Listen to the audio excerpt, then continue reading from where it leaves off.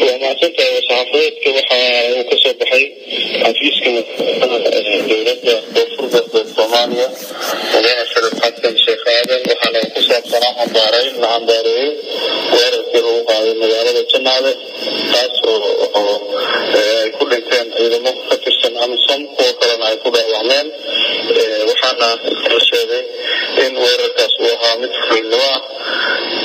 أنت كلا وحيا هاي أنت عسيء ودري ما يفوت إذا مضى إذا مضى هالكاس كل مصري وحاول سيدو كلا ما يحوينها الشيء إن يتاس ليسن واحد وقتها كان دونين ذلك أي ودين أمسهم إياه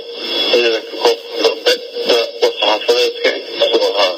والصحافات وحالتها لو عمبارينay in taxi uu diray madaxweynaha markii laga reebo qorshe moodiyareen koonfur galbeed amni darrada mararka qaar ka dhacday shabeellaha hoose magaalooyinkeeda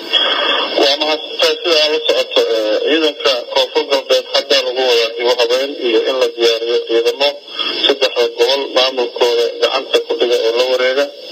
arinta ugu muhiimsan waxay tahay hadda waxa ciidamo laga ururinayaa baan iyo boqol halkaas oo ciidanka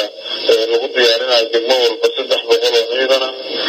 bisha soo socota yalla mana hawshaas oo kale waxay ka bilaaban doontaa gobolka shabeellada hoose iyadoo ciidamada deegaanka degmooyinka gobolka laga ururin doono la qori doono ciidamadaas markii la diyaariyo kadib waxaa xoogga la saari doonaa si loo sugi lahaa ammaanka deegaanadaas oo dhan waxaa wararka qaar ay sheegayaan in buundooyin muhiim u ahaa isu socodka degmooyinka gobolka ay al-shabaab maanta qaraxyo ku xireen qaarkood ay jireen oo ay adkaanayso in degmooyinka qaar la isugu kala socdo arrintaas qorshaha maamulka maxay ka yiraahdeen waa loo soconaa in buundooyin la qarxiyey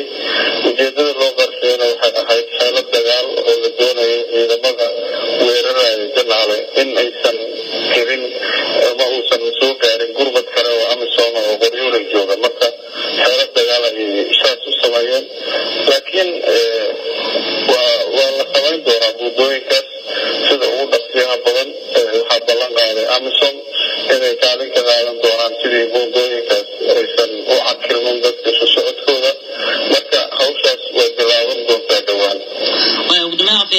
maxaad warahood naga siin kartaa caawa janaale cidda gacanta ku haysay xaaladda caawa janaale dadka ku nool ay ku helayeen janaale waxaa gacanta ku haya ciidamada amisom ayaga ayaa jooga waxaana caawa ay ku jirtaa janaale bandow